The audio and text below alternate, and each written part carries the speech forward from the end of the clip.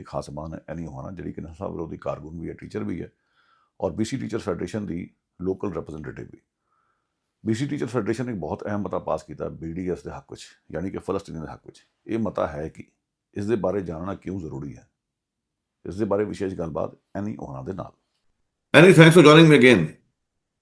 Thank you so much for having me, Gurpreet. Anytime. So Annie, what is BDS all about? A very fundamental question. Yes.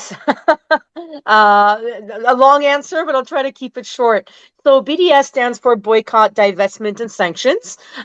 It's a tool that really anyone can use, usually at a state level, obviously, to actually hold accountable governments, institutions that have done something that usually, like, there's a moral grievance, right? That they're doing something so horrible that we choose to take a stand.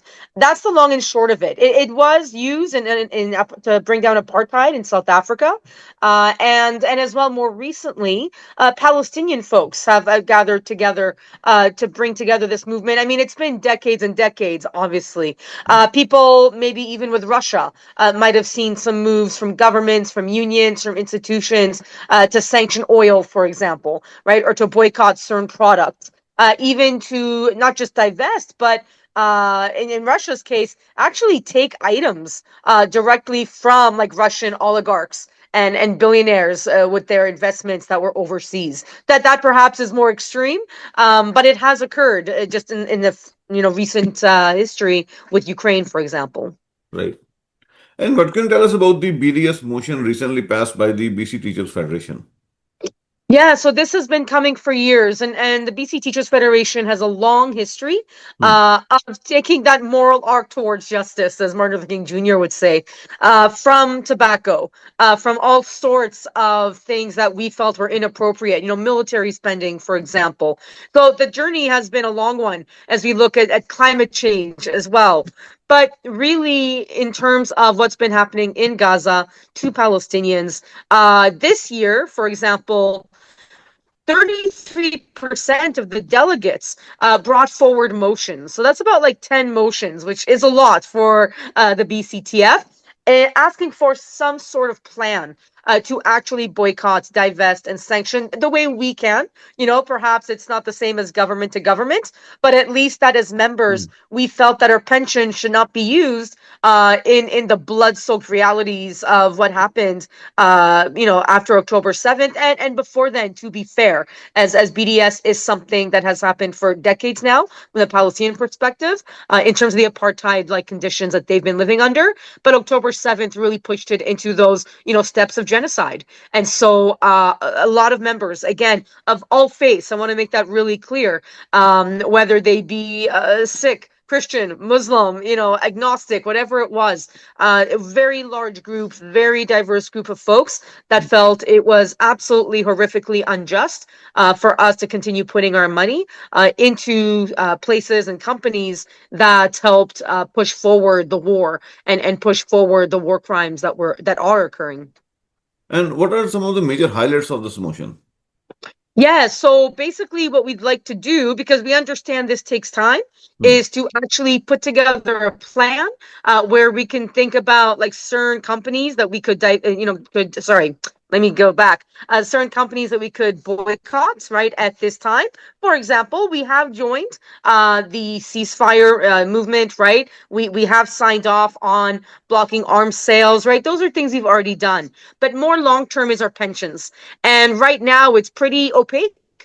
And we don't have a real sense, and usually our union prefers engagement, but we're seeing that we want complete removal of those funds and place them elsewhere. So those are the big asks. We also want this done publicly. So we want to see some information given to our members about how this takes place, to have our president, to have other people in our union engage in these discussions, and to be, again, very clear that this is a movement that supports all union workers around the world, to include the General Union of Palestinian Teachers that's located in Palestine, in the West Bank, specifically, in that they are really struggling. And the fight for worker solidarity, the fight for worker justice, doesn't just stop when the war breaks out, right? In fact, every BC teacher is a Palestinian teacher, right? And vice versa. I think we also made it abundantly clear that this has nothing to do with Judaism. This has nothing to do, the people in a state are two different things.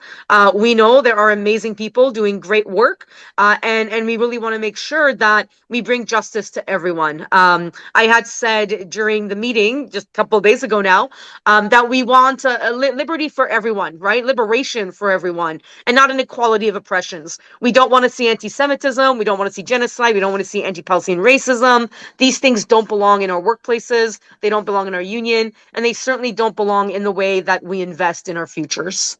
Hmm. And what kind of disinformation campaign you have noticed about this motion in the media? Yeah, it just seems that there's no research being done, to be quite honest with you. So I'm seeing things like, first of all, the notion that, only a small amount of people.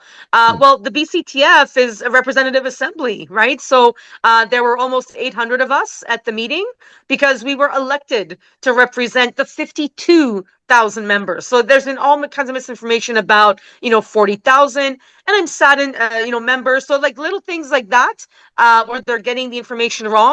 They seem to think this is about curriculum, which is not. But at the same time, reading and writing are fundamental. And we do that through critical thinking, which includes exact things like this. So, but again, that's not really what we're aiming at here. We're looking at more of our union collective actions and what we do with our union dues, right? That's what AGMs are for. And last but not least, that sadly, again, we're seeing a lot of propaganda about that this was anti-Semitic, that this is labeled as Jew hatred. And I truly, truly have to say that has never and will never be the case. And for myself as a Jewish person, I would certainly call that out. Right? If I was seeing that in my union structure, I would not sit by for a single second. So that's been happening. And I can tell you that our Palestinian colleagues or colleagues who really put their neck out, there is an absolute fear, right, about how they will be treated and in terms of how their names will be used. And so, yeah, I think I have to call it out. The media has been extremely lazy, and lazy is dangerous. And I really want, media to do their homework, right? To actually look up the information. Don't, yes, there's a press release, more, right?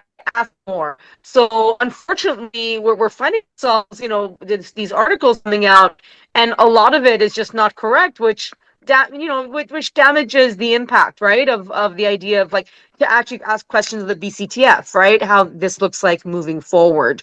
I have to say, very disappointed in the way the media is getting some things wrong, basic things that they should really do their homework so that we can really have a proper discussion about what this means. Right.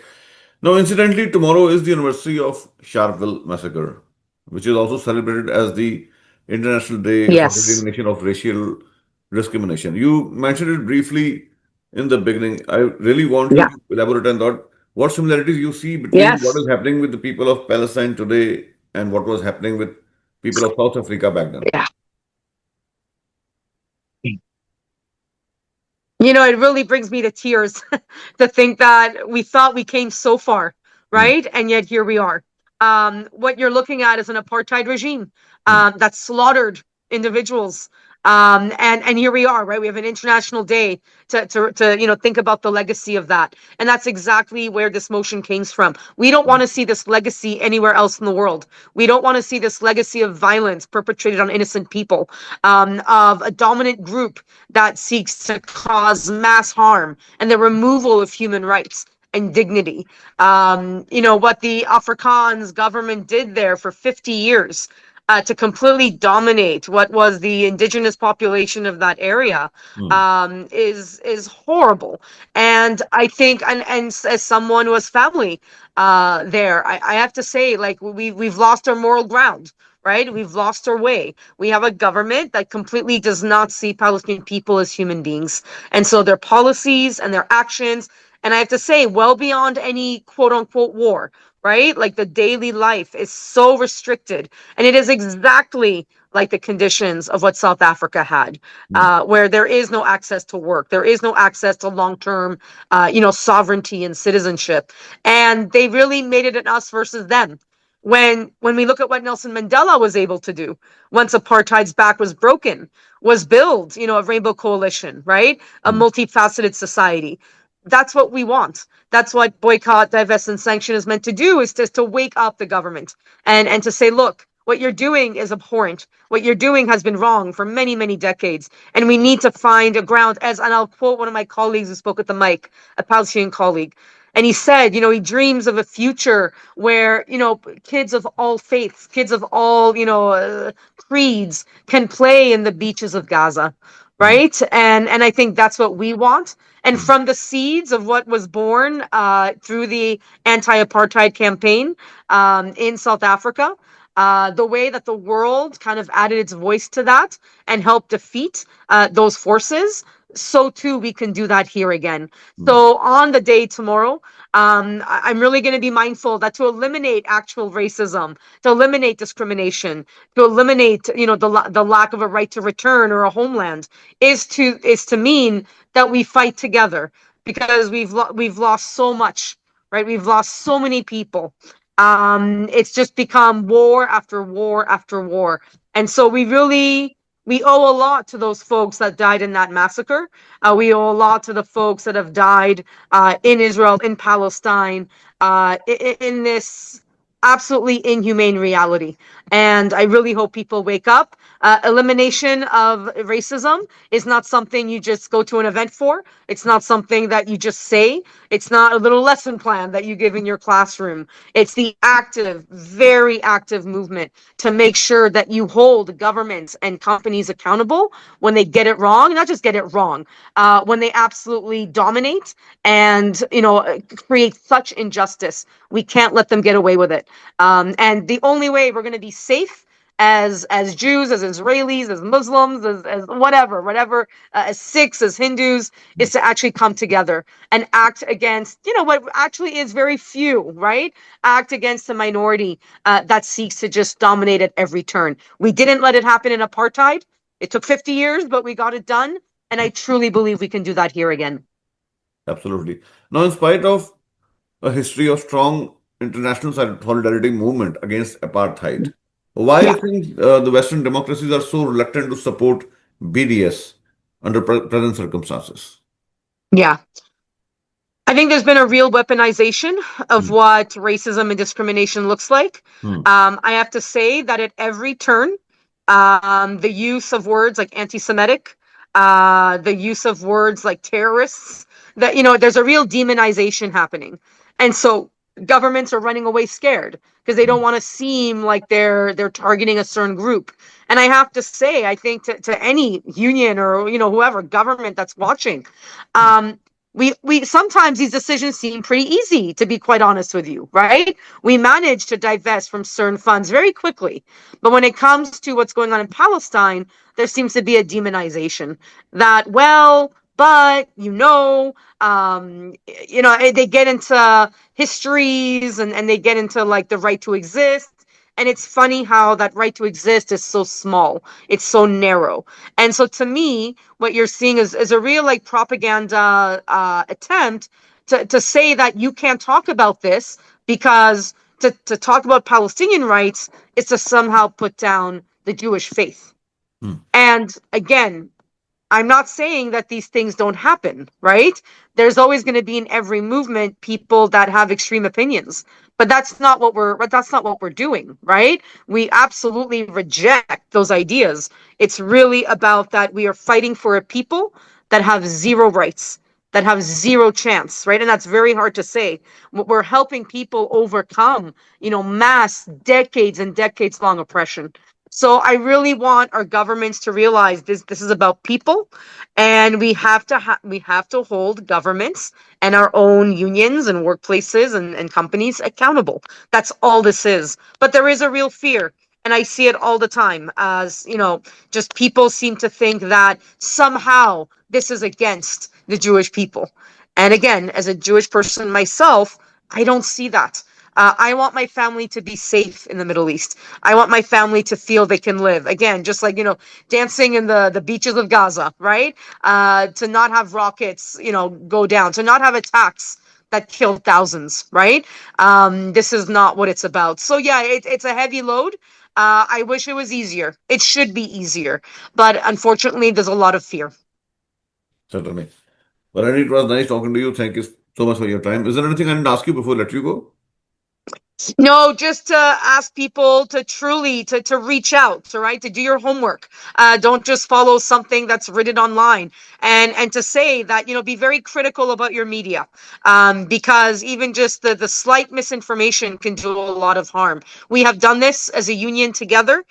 It was many years coming. People have been fighting for this for decades that have lived experience with this, and as teachers, we know that, we have to follow human rights. And so this is a battle for the human rights of every single person in our union, in our country, in our world.